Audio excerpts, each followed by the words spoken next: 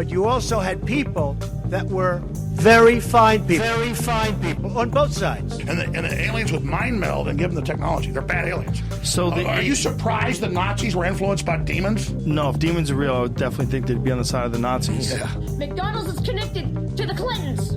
They chop up the bodies and put them into the sausage and hamburgers. People are being cannibalized. Look it up. And I'm watching CNN talk about this as violent white nationalist protests. We have done everything in our power to keep this peaceful, you know? It's Pepe's become kind of a symbol. Welcome to Yeah Nah Pasaran, a show about fascism and its gravediggers. I'm Cam Smith. I'm Andy Fleming. And this week we are joined by Tomas, who is an anti-fascist from Argentina. Thanks for joining us, Tomas. Thank you very much for having me. I guess just to begin with, could you tell us a little bit about how you became involved with anti-fascism? Oh boy, I can't even, we're already going straight into ancient history. I can't even. So I think I'm going to be very brief here. In the mid-90s, when I was a teenager, I don't know, I ran into punk rock subculture somehow, discovered anarchism through the word in some song, and got very, very lucky when I was very young. I was 12 or 13. And walked into a random library in Athens, Greece, of all places, not even in Argentina or the US, and checked what they had on anarchism before the internet was a thing that was readily available. And I ran it, and they had The Haymarket Martyrs by Paul Avrich, which, in case you all haven't read, is an incredible book. And then they had the Encyclopedia Britannica, which had the Kropotkin entry on anarchism. So I quickly thought, oh, this seems very appealing. But I lived in Greece pre-internet. I didn't speak too much of the language. I thought this was a dead ideology, something that existed maybe 100 years ago, but no longer, until on the 17th of November, 1995. In Greece, they used to have a great little tradition, which was the news would show the anarchist riots live on TV. So I'd be watching whatever as a young adolescent, and then suddenly it was the anarchists rioting outside the university. But they were always communicated as like just vandals and hooligans with no politics, just bent on making trouble and whatever. But that first night, now that I had a bit of subtext, I was able to decode with my limited knowledge of Greek. They were burning Greek flags. They were chanting things that I could hear, which were like, the passion for freedom is stronger than any prison cell, or neither democracy nor fascism, long live anarchism. And that was the first time it clicked. Oh, no. These are these people that I would read about 100 years ago. This is the contemporary version. And it kind of all spiraled from there. And so like many of us, my entrance into anti-fascism was through classical anarchism. And then I do have to say, I do have so anti-fascism became a particularly relevant part of my politics for a few different reasons. One, personal, which is I'm also Jewish, and Jewish Argentine. So my family history has a lot to do with World War II and the Holocaust. They didn't land in Argentina because they were looking for the land of gold. My grandparents landed in Argentina because it was that or a concentration camp. And so this idea that we can't depend on others or the state for our safety, as marginalized people, as Jewish people, as people who are generally opposed to authoritarian right-wing extremist ideologies, that spoke to me from a young age. And then I moved around a lot in life. I also did a 10-year stint in Germany in my 20s. And so there I kind of de facto landed in the autonomous Antifa movement. And so needless to say, Germany, anti-fascism, kind of a central aspect of radical politics. And I think that kind of is the runaround of how I ended up so involved with anti-fascist work. I do have to say, and again, we haven't done that intro, and I don't want to eat up too much of the time with that. Like I said, I moved around a lot. So I also lived in France in the mid-90s. I was part of the Brigada Flores Magón crew. I'm still sad and shocked and likely to break out into tears if we discuss it too much about Julien Tersix's passing, because he was a good comrade. And that was also, I was able to experience I was in the CNT in the mid-90s, which was kind of this microcosm that I think was unique maybe for anarchists contemporary history, in that there was a physical space in which I could walk into a room and there were veterans of the Spanish Civil War who spoke Spanish and were happy to have a Spanish speaking young kid who wanted to hear their stories and their ideas and how they tried to, forgive the cliche, storm the heavens. And at the same time, I could literally walk into the room next door and Julien was giving kickboxing classes, and the Brigada Flores Magon people might be doing band practice.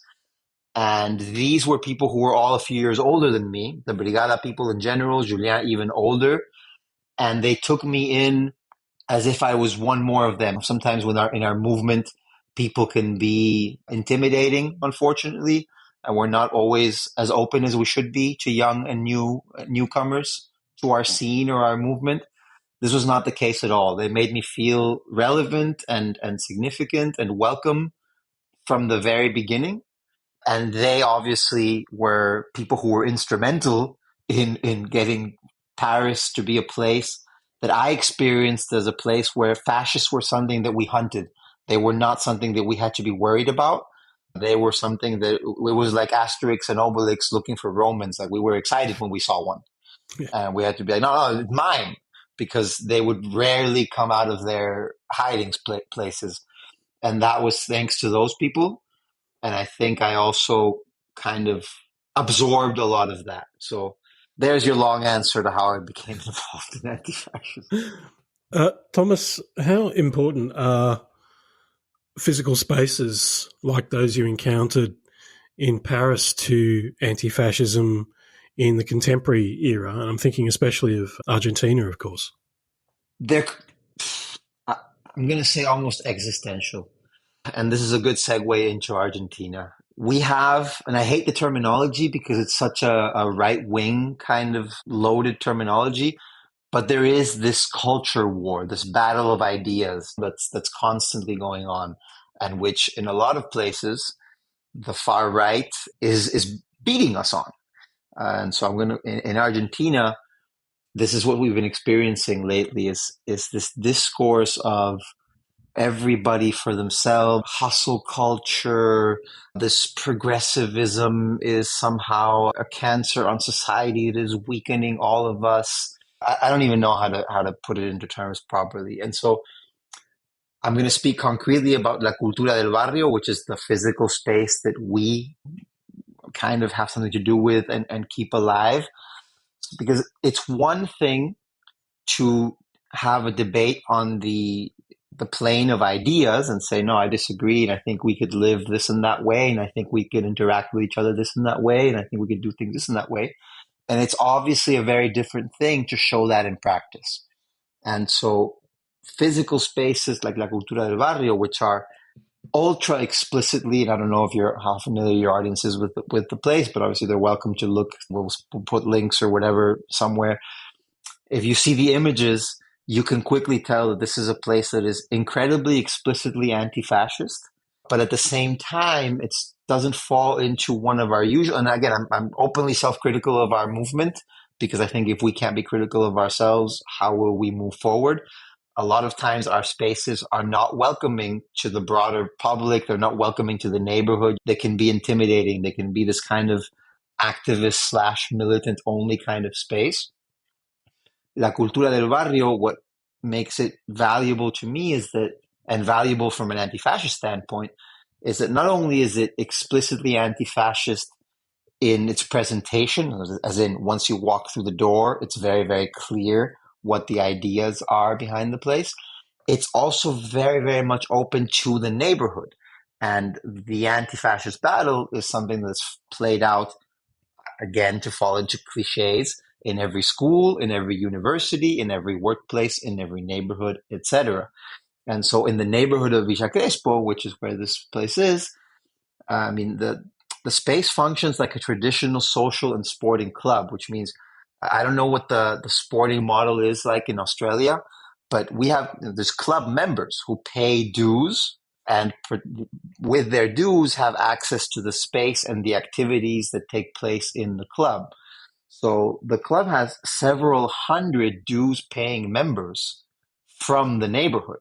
Obviously, the club makes a incredible effort to maintain popular, accessible prices, which is why we ran this fundraiser, because we can get into that if we have a discussion about what's going on politically and economically in Argentina. We've had an explosion of cost of living, which is literally in the 100 to 300%, depending on what sector we're talking about, which is something that when I talk to people who aren't from Argentina, it's hard for people to even fathom. This kind of things cost 3 times what they used to cost.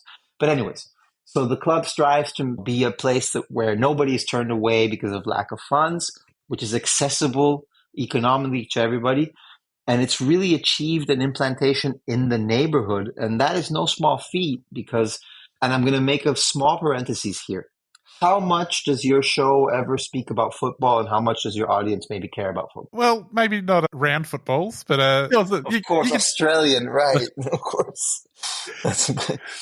Okay, so the point is, when I was younger, I'm from that. I happen to be from that neighborhood, which is an incredible coincidence because Buenos Aires is a huge city of like 15 million people. There's a bajillion neighborhoods, and there's like 60 football clubs in the first 3 divisions. And even though it's a traditionally Jewish neighborhood, when I was an adolescent, the ultras, hooligans kind of my club's neighborhood, Atlanta, was actually dominated by the far right. And I had an issue once because I didn't know. Who could possibly think that in the Jewish neighborhood, the second division club's fans are going to have a group of Nazis amongst them? And so there I was, again, a young adolescent with, I can't recall, but something explicitly anti-fascist on me. And then suddenly my life was being threatened in the middle of the terrace, which was an unfortunate experience. Fast forward, as you can probably tell from my intro, I've lived a little bit everywhere. So I haven't spent all of my life in Argentina, and I'm sure my accent also will give some things away.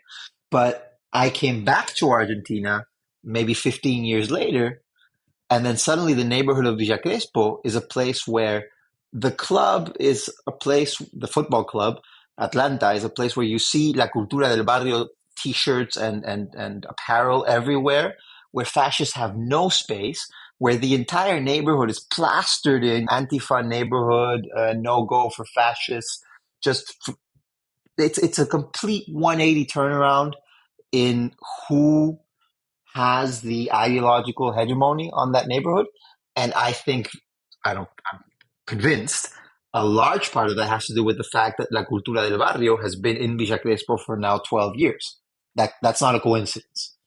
And so if you were to multiply this effect, I'm sure things would be looking much different. Unfortunately, we are a one and only kind of case in the city. Tomas, you mentioned that there have been some political changes in Argentina lately. Could you maybe give our audience a little bit of an intro to Milei and his plans to make Argentina great again? Yeah. So apparently we're much more free now than we were 6 months ago. And the practical look of freedom, according to these people's conception, is there was an immediate deregulation of the economy. It's an economic model. Argentina is very cyclical for some reason they don't understand. And somehow Milei was able to position this ultra neoliberal economic policy as a brand new thing that we've never tried and which will free us from the chains of the socialism that we've apparently been living under, which is also one of these discussions which I have difficulty having when I'm like, what is the socialism that you're talking about? Where do workers control the means of production somewhere in Argentina and I didn't find out about it? Or what is the socialism that we've been living under? But again, I'm being rhetorical. For them, socialism is the government does anything and the invisible hand of the market is somehow limited in any way, shape, or form. Apparently that's socialism to them. But anyways, so immediately there was an executive order which deregulated, basically did away with hundreds of different rules, regulations, things that kept the Argentine economy to some extent protected from ultra-liberal capitalism. But this is the same economic model that the military dictatorship tried in the 70s. And it's the same economic model that we tried in the 90s. And every time it ended in social upheaval, explosion, death, etc. And because Argentina, at least in the past, I'm a little less so sure now, does have a strong tradition of resistance, of unions, of combativeness on its popular segments, it's not an economic plan that you can push through without a significant amount of repression. And that's what we're kind of seeing happening simultaneously. As the cost of living explodes, as we trade one crisis for another. So the other cyclical crisis in Argentina is inflation. We have obscene, I think last year was 150% or 150 to 200%. I mean, we have levels of inflation, which again, people from most countries in the rest of the world can't even wrap their heads around. We're trading that crisis because, of course, they've generated, because the cost of living has exploded so much. And just to give you a few examples, I mean, gasoline has gone up 100%. Utilities have gone up, depending which ones, but 200 to 300%. We have good free public healthcare in Argentina, but we also have, private healthcare. And as an anarchist, I'm uncomfortable sometimes kind of singing the praises of the private healthcare. But there's just a reality is that there's budget shortcomings in the public sector, and a lot of lower middle class upwards Argentines are in the private healthcare system. The public one is already kind of creaking under the strain of Milei's budget cuts. And this is a man who literally campaigned with a chainsaw about how they were going to run a chainsaw through the budgets of everything that has to do with the public sector in one way, shape, or another. And they have been doing this. There's been layoffs and budget cuts everywhere. So anyways, but simultaneously, they deregulated the private healthcare industry, which has also led to rate increases in the premiums of about 300%. What happens there, obviously, is some people can't pay them, and so they turn to the public system. So the public system faces this two-pronged simultaneous crisis where not only do they have budget cuts, not only were they already kind of at the limit, now they have to absorb people who were in the private healthcare system, now adding on to the public healthcare system. So because we've immediately been pushed into a very strong economic recession, that's put a brake on the inflationary crisis. Obviously, people have no money in their pockets, they can't spend, therefore prices no longer go up. But we're trading that crisis for an unemployment crisis, which is functional to the discourse of the right and the far right, because inflation is always a collective phenomenon. It's obviously not next to impossible. It's impossible to blame the worker for inflation. Inflation has to do with macro things, whereas unemployment can be blamed on the individual in their discourse and in their mind. But you need to hustle more. You need to wake up earlier. If you really want a job, you would find one. We've lost the culture of work. You hear that a lot amongst the right and the well-to-do in Argentina. Oh, all the social benefit, the welfare benefits. We've lost the culture of work. You'll hear that constantly repeated. And so now that we have rising unemployment, because there was a lot of work in Argentina before, it was just very poorly paid. You had to work 2 or 3 jobs to make a dignified kind of living. And you had to see that your salary kept up with inflation, and it was a constant battle. But there was no shortage of jobs. They were just not of quality or well paid. Now there's layoffs constantly and unemployment is rising. But that's kind of a crisis that takes longer for a collective response to develop. A, because of what I just mentioned about how it's sold, so to speak, to us as a personal failure rather than a collective failure, but also because it takes a while for it to reach kind of this boiling point, which is what happened in 2001 with the uprising, which is unemployment reached 20 something percent. And so at that point, how much can you say, oh, no, you're a failure because you should be getting a job, when clearly the economy is dying and nobody has a job? what happens also with as unemployment grows is the social movements become more active and take to the streets more. And that's where we come back to this economic plan of quote unquote freedom can only be pushed through with repression. So simultaneously, what we're seeing is a government which, I don't know how much you've seen the images, but there is some form of repression at basically every social mobilization. And there's also I'm going to call it criminal.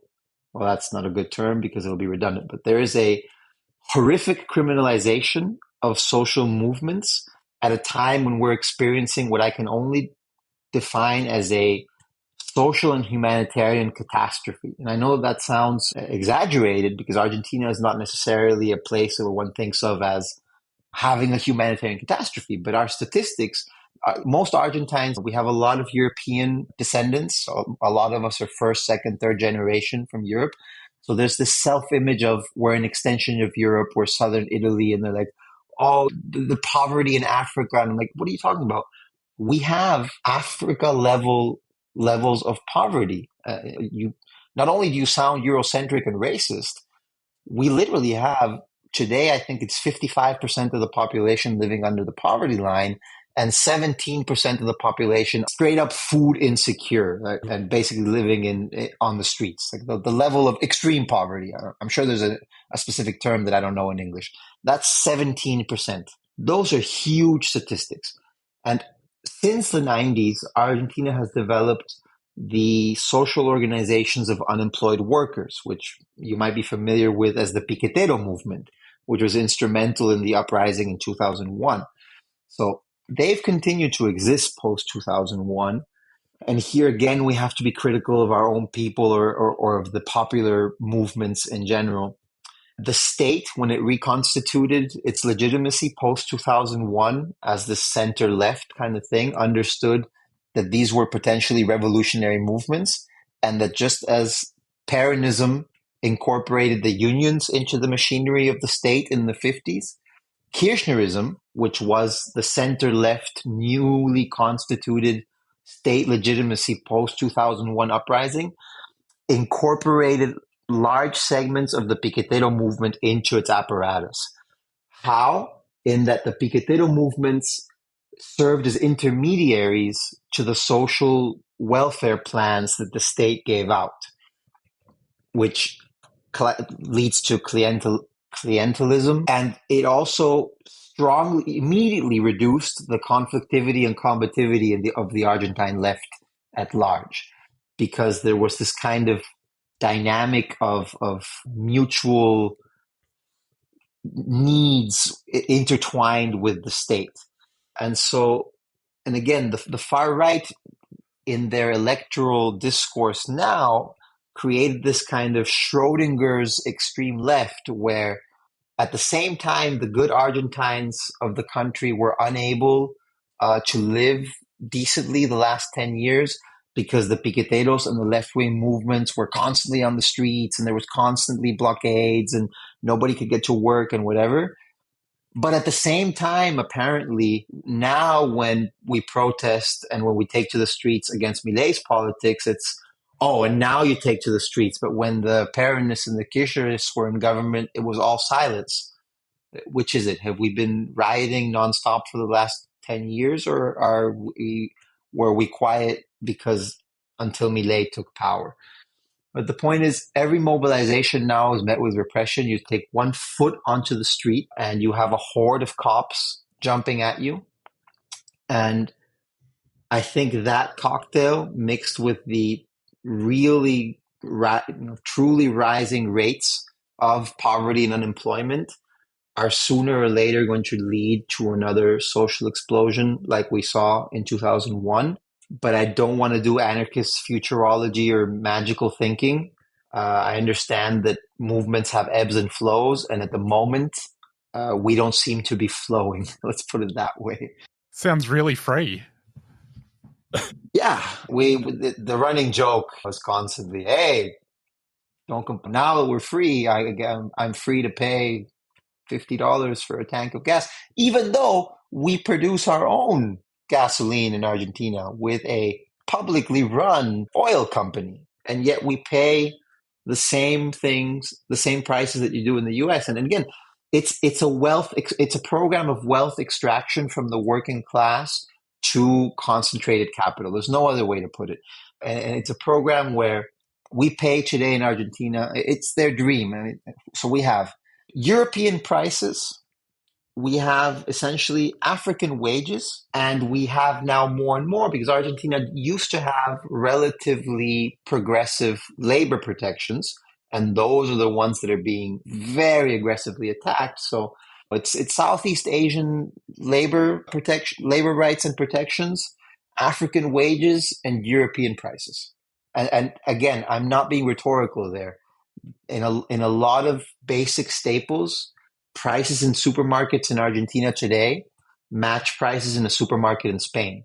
But an average salary in Argentina is maybe 300-400 euros, and I'm maybe being generous. Whereas in Spain, it's probably 1,500 to 2,000. And if you go have a coffee at a cafe, you're likely to pay a similar price than you would in Spain. Tomas, in terms of the current context, as you've described, there's been this ebbing of the pink tide. Figures like Milei have emerged.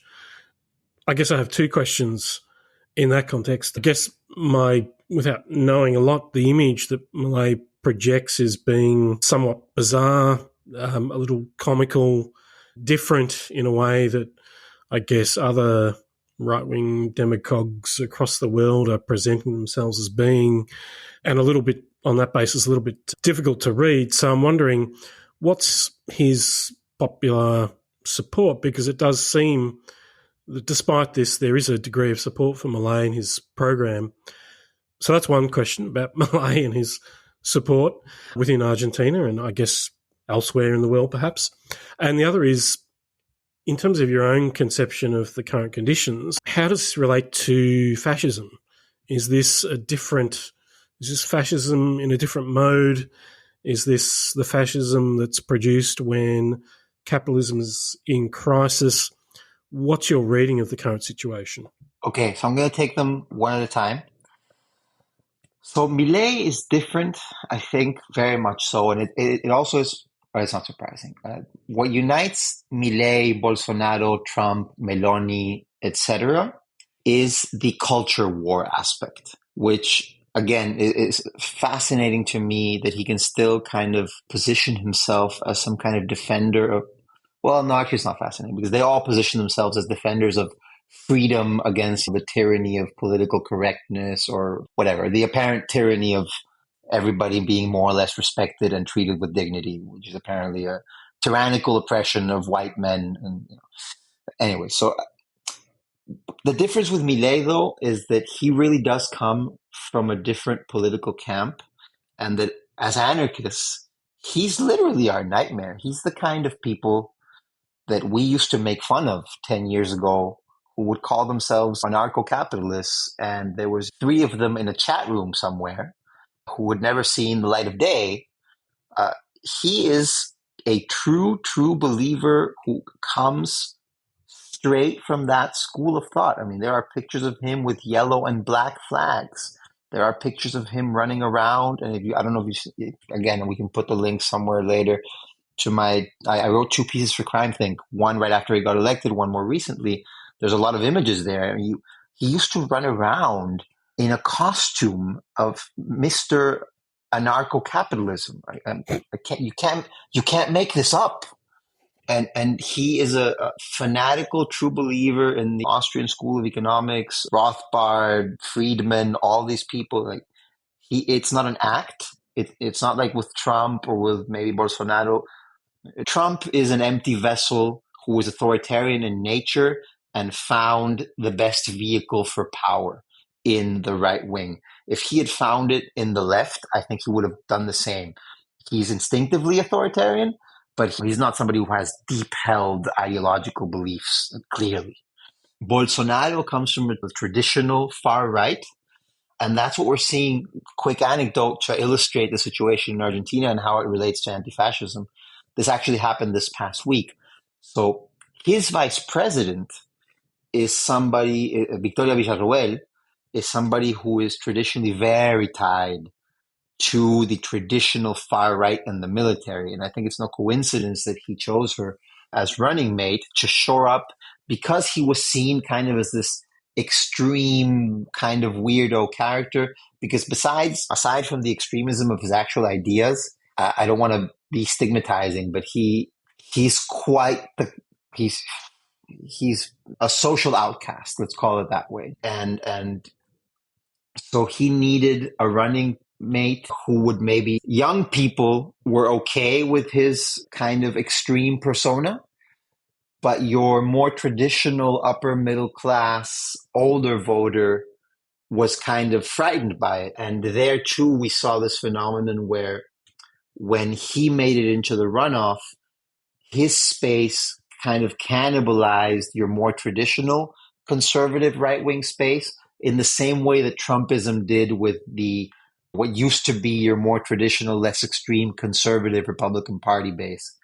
So, and he was able to do that in large part because he had Victoria Villarruel, who is a younger woman who looks traditionally attractive, who she's not, again, please don't hold me to these, we understand what I'm trying to say. She looks like the kind of person who your upper class, wealthy, stuck-up voter won't be afraid of or intimidated by. She looks like you're a good, nice, conservative Argentine woman. And she has always had deep ties to the Argentine military. She's the daughter of military personnel. And her only activity really as an adult has been to be the lawyer who defends members of the military junta who were accused of crimes against humanity from the 70s. And just last week, 6 members of La Libertad Avanza, which literally means freedom advances and is the name of Milei's party, had an official visit with incarcerated members of the military who have been convicted of crimes against humanity. Again, a scandal of epic proportions, but it shows their internal contradictions because Milei's camp came out and said it was a mistake and that they were tricked and blah, blah, blah. And clearly it's Villarruel trying to gain the good graces of the military camp. Because, and I can't insist with this enough, I'm convinced that this economic model ends in crisis and explosion. And here we come back to how does this relate to contemporary anti-fascism. One thing that I think I haven't mentioned at all, and a lot of us are very concerned about, is that Milei is aligned with the international far right on the culture war aspect. But he's not a nationalist. He literally, and I hate to use this term because they've robbed us even of our terminology. They call themselves libertarian. They call themselves anarchist. I have to give a disclaimer every time I start a conversation and be like, no, we have nothing to do with these people, because obviously they're much more well-known right now than we are in the public sphere. So when somebody hears libertarian, when they hear anarchist, they're not immediately thinking red and black and communism. They're thinking, oh, you're one of these people. And we have to immediately, no. We have a comrade at La Cultura del Barrio, poor woman, who has the word libertarian tattooed across her entire forearm. And yeah, exactly. So whatever. It's good when not that we would ever do such things, but when we have problems with the law, it's a good way to say, no, we have nothing to do with these crazies. They attacked us. Look at it. And the lion symbology also, we have some things with lions on them that we carry with us. I'm like, the crazy leftists attacked us. Look at me. I have my lion, bro. I don't know what you're talking about. Anyways, but the point is, Milei is not a nationalist in any way, shape, or form. His trade policies are not protectionist in any way, shape, or form, the way Trump's and Meloni's and Bolsonaro's were. And so just as left-wing and anarchist resistance to these politics is brewing, what's also simultaneously brewing, and this is very different to the situation we had in the 90s and that culminated in 2001, is kind of a right-wing nationalist opposition to Milei, because they see him as this Zionist, anti-nationalist pariah who is subservient to the interests of Israel and opening the country up to foreign exploitation, etc. So there's this whole nationalist and anti-Semitic kind of vein that is very much open and exposed. And the possibility exists that we might come out of Mileism with an even more reactionary nationalist, classically fascist alternative. And that might be a battle that is in our mid to long-term future. And you asked about his support, and Yes. I check all the polls constantly. He seems to be polling at 40-45% support pretty solidly, and that seems to be holding up. I don't understand. There's a lot of this, we have to get through the 6 months, 1 year before the financial, they left us with this disaster. If we just pull through, it'll be... That discourse has really gained hold on a significant cross-section of Argentine society. But then there's a lot of, again, but they're doing what needed to be done, getting rid of all these, I don't know what the term is. There's like a derogatory term for people who work in the state but shouldn't be there, who are there for political contacts or things of this sort. So there's a lot of this, he's pushing us through. We need to get through this desert and there'll be kind of a reward on the other side. I guess that, but it's a mystery to me how people can see the economic indicators, the social indicators, just the reality on the street. If you walk, and I haven't mentioned this at all. I mean, Milei didn't come from nowhere. We've had over a decade-long process of impoverishment. So the previous center-left government is very much responsible for the situation we're in today. It's not that we were doing great and magically Milei and his ideas came from nowhere. There was already the inflation crisis. There was something like 40-something poverty rate. And so there's this idea amongst a large section of society of something drastic had to be done, and now we need to kind of hold on and pull through, and there'll be a reward on the other side. I'm just the messenger here. I don't see how it's still holding. I keep thinking, and this is terrible because it sounds accelerationist, and I'm not one of those. But at one point, we sit at the club a lot and we discuss amongst ourselves. And when we were talking to younger people, there was a lot of we had this impression, because a lot of people at the club we're in our 30s or early 40s or whatever. And another parentheses, I'm making too many of these. There's a lot of young people who go to the club, and the club, again, it's not just a space for sports. It's not just a space for political meetings. There's concerts all the time, and there's like this revival of youth crew, straight edge hardcore, which is amazing for me to see. And it's full of teenagers, and it's very explicitly anti-fascist, and they like sell out shows, and there's hundreds of them, and it's all amazing. They're maybe not as active outside of subculture as some of us would like. But anyways, when some of us ancients at the club sit and chat, and we only feel ancient because the hardcore kids are all like 15, but we realized that when we would talk to the younger people who weren't somehow in our spaces, there was nothing we could say, or we couldn't debate them out of this idea of, no, we live in quasi-socialism and I need to like be free to hustle and have my entrepreneurship, and that's how that's the real freedom, and that's how the country's gonna get out of poverty and whatever. And at some point we had this conclusion of, just like with young people, like, I don't know how many of you might be parents or whatever, like sometimes kids need to experience things to realize that they're not that great.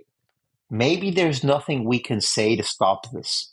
And maybe when they eventually take power and they experience this as a generation, just like we did in the 90s, and just like another generation did in the 70s in an even more violent form. I don't want to compare our experience of the 90s with the experience of the dictatorship of the 70s, obviously. Maybe this new generation also needs to experience in person the practical consequences of ultra-liberal capitalism. And that's how they'll realize, hey, this isn't great. And maybe that'll turn the tide. I'm not saying I wished for it. I didn't campaign for it, obviously, but we were unable to stop it. And maybe in a year or two, those who are now in their 20s or late teens will say, oh, I guess this isn't such, freedom isn't this thing that I build on my own in opposition to everybody else. It's a thing that needs to be built collectively so that we can live minimally in a minimally dignified fashion together, which is what seems to have been lost. What is the concept of freedom that we want? We currently in Argentina, as in much of the world, it's seen as freedom to, not freedom from, and it's freedom to do whatever I want, whenever I want, however, and my neighbor, good luck to him or her or they or whatever. Recently, I understand that the World Jewish Congress met in Argentina. Australia has recently appointed a special envoy to fight anti-Semitism. I understand that they attended the Congress. And given Malay's status, the role of the church in Argentina, the history of anti-Semitism, I know, Thomas, you've already referred to this, but I did wonder in terms of the, I guess, contemporary expressions of fascism in Argentina, what role anti-Semitism does play, given also, I suppose, the war on Gaza. So, I mean, as always, and again, I want to be very, very clear. Obviously, anti-Zionism and anti-Semitism are two very different things. One reasonable, the other not. And of course, not every expression of anti-Zionism is anti-Semitic. And that's, I don't think we even need to go into that on this kind of podcast. We all agree. But we should also all agree that there are bad faith actors, usually from the right and the far right, for which the actions of Israel in Gaza and against the Palestinian people in general are incredibly functional to their anti-Semitic discourse. And again, I think you hinted at it, so you're probably aware. So Argentina had two very important actual terrorist bombings in the 90s. One was of the AMIA, which was a Jewish cultural center, and the other, I can't recall now. I think it might have been the Israeli embassy, which would be a step down as to how serious it was. But the one against the AMIA, I mean, that was a straight up attack against civilians, which killed hundreds of civilians who had nothing to do with anything. It was straight up anti-Semitism. And so this cocktail that we have in Argentina, where we have kind of this strain of a Catholic far right, the one where the vice president comes from also, which has been always traditionally virulently anti-Semitic. One of their slogans was, it roughly translates to build the fatherland, kill a Jew. The cocktail we have now of the situation in Gaza, a president who is a philo-Semite and a rabid defender of Israel, is yet again, it's not a road, it's a wide open avenue for far-right expressions of anti-Semitism to enter into more mainstream discourse. And I even had, again, I try to stay off of Twitter conversations or debates. I quickly learned it's really not a great venue for these things. But you'll see sometimes, and I chose to engage with one of them, which was like the Zionist president of Argentina is descending the country into poverty and misery. And I said, look, his Zionism is a negative aspect of his politics, but it has nothing to do with what's pushing Argentina further into misery and poverty. That has everything to do with his economic ideas, and conflating the two is your typical traditional structural anti-Semitism of Jews control the economy, Jews are a foreign entity that's sucking the blood of the good workers of the country, blah, blah, blah. For which I got accused by 600 random people of being soft on Zionism, which was where I realized, okay, Twitter is not a place to have discussions like a coherent human being. No. But if people want to find more from you, they can follow you on Twitter or x.com. Batalon Bakunin. Tomas, thanks so much for coming on. Yeah. If people want to find more from you, they can follow you on Twitter or x.com. Batalon Bakunin. Well, that is our show. We'll be back next week. Andy, see you later. See you then.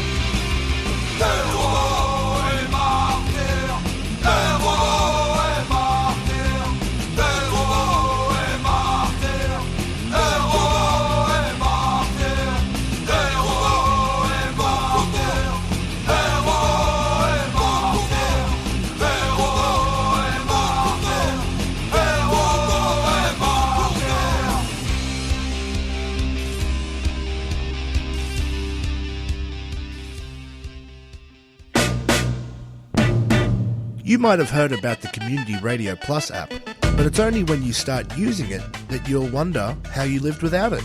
You can listen to us wherever you are, at home, work, driving, on public transport, gardening, protesting, or even in the bath. Just search Community Radio Plus wherever you get your apps. Australia's energy market is broken. Right, but CoPower gives you better energy? Nope, no retailer can control where the electrons they buy off the grid come from. But as a CoPower member, you can vote on where 100% of revenue goes. So instead of corporate profit, your energy bill builds the world you want to be a part of. That's cool. Learn more about the solidarity economy and CoPower today and take the power back. Victorian energy fact sheets and basic plan information documents are available at cooperativepower.org.au. For clear advice on the right plan for you, contact us on 03 9068 6036. A 3CR supporter.